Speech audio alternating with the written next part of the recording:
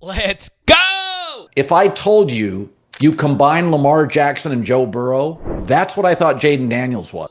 Jayden Daniels gets ranked number 5 on the ESPN QB list, and everybody is freaking out over it. How could he be over Jalen Hurts, who has won a Super Bowl? Well, we're going to show you why, because this honestly was one of the more underrated QB performances of the entire season. So, as you can see, the zone read game for the Washington Commanders was nothing short of incredible, and they had actually converted quite a few and short situations last year on these types of plays. So you'll see right here that Jayden probably should have handed this football off to B-Rob, and maybe he picks up the first down. But Jayden's like, I'm a mother effing playmaker. I'm pulling it here.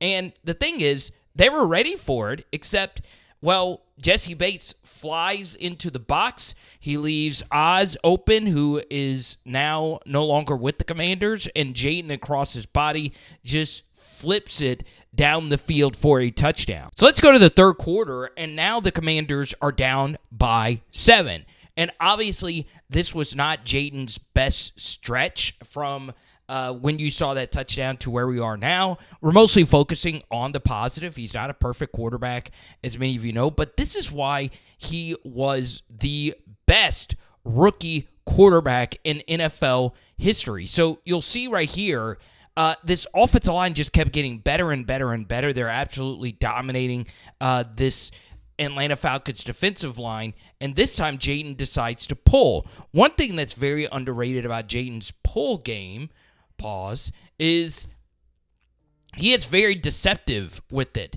The ball handling is indeed really good, and this time they don't overcommit to guarding Jayden. They just let him open, and there's just no contain. Matthew Judon was a contained defender. Here's the thing about this, though. Even if Judon had played Jayden the entire way, he's too flat-footed. Jayden would have still been able to run around Matthew Judon here for a big gain. So the thing is, if you play it poorly and you don't keep contained, Jayden's going to kill you. Even if you play it well, he's still going to be able to run around you. So we'll give you this angle of the zone read pull. It is just so nasty. Obviously, the little attachment, the tight end with the fake block, it's absolutely ridiculous stuff. And hopefully Cliff Kingsbury, now with Deebo Samuel in the fray, could get even sexier with his play design. For those that are new to this channel, let's just say this is the first time you've ever watched us, this obviously is not a good situation for a lot of rookie quarterbacks to be in. But I'm an LSU YouTuber. I know Jayden more so from those days. Obviously, he's one of my favorite athletes in any sport ever. This is actually, though, a reference to his Arizona State days. He was in a lot of First and Bethesdas with Herm Edwards and a porous offensive line with a lot of holding calls, a lot of 2nd and 15s and all of that. So Jayden is normally pretty comfortable in these spots, and technically you can make a case that this should have been a hold, but Jayden obviously has a different style of drop. He could get very bouncy and deep with it, knowing that he is so athletic with 2 hands on the football. He sees that there's a lot of rush.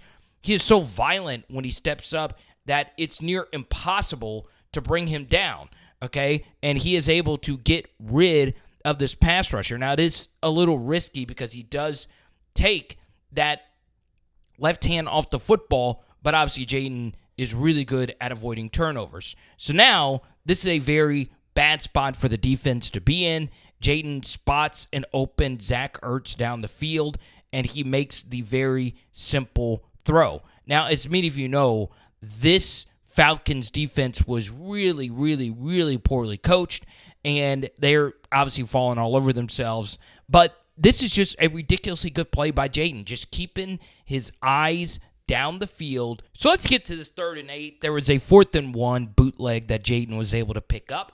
And once again, this is what separates him from other QBs in the league. I mean, you really are worried about his scrambling ability. You have to have at least one person that keeps eyes on him when it comes to the run game. It makes your offensive line's job a lot easier. And now you add Laramie Tunsil. And on this 3rd and 8, Zach Ertz just box out Jesse Bates, and it is indeed a touchdown. This was something you really saw with Jayden more so early in the season. The Giants game really comes to mind. The Browns game comes to mind, where there are open receivers that you can actually, throw the football to and actually complete a pass to. Obviously, you can make a case that this ball right here could have been thrown. Obviously, that gets tight with the safety here. This dig is also open. But with Jayden, if you just get too far upfield, he's going to take the safer option, which is him running. Once you get two hands on the ball to get through this initial rush. And yes, there were open receivers he could have thrown the football to, but the windows were somewhat risky, and he decides to just run and pick up the yards himself for a first down. Then here we are again, second and Silver Spring. Washington not playing fundamentally sound football. You decide to blitz. This is what you can't do, which is get too far upfield as an end. Your back gets turned, and now you're just cooked.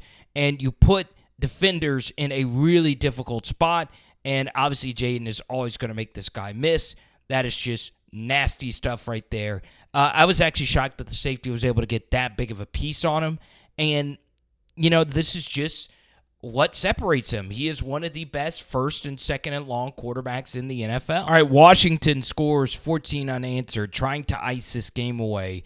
Remember the zone read pulls versus long sleeves Judon.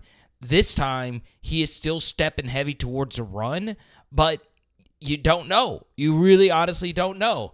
And guess what? You get a really good double up the middle, and guess what? B-Rob is able to get vertical and squeeze through for a huge, huge, huge gain. Now, this is where it gets really, really, really spicy, and this is where the Cliff Kingsbury factor goes into it. So you'll notice that the Commanders take out their number one receiver in, obviously, Terry McLaurin. So you're thinking that this is going to be a run.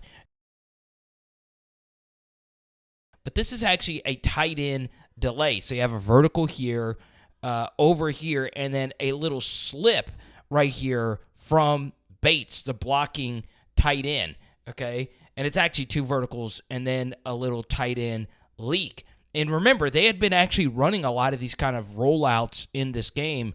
This is such good play call sequencing, and obviously it's a mix of Jayden being that guy, opening up all this space.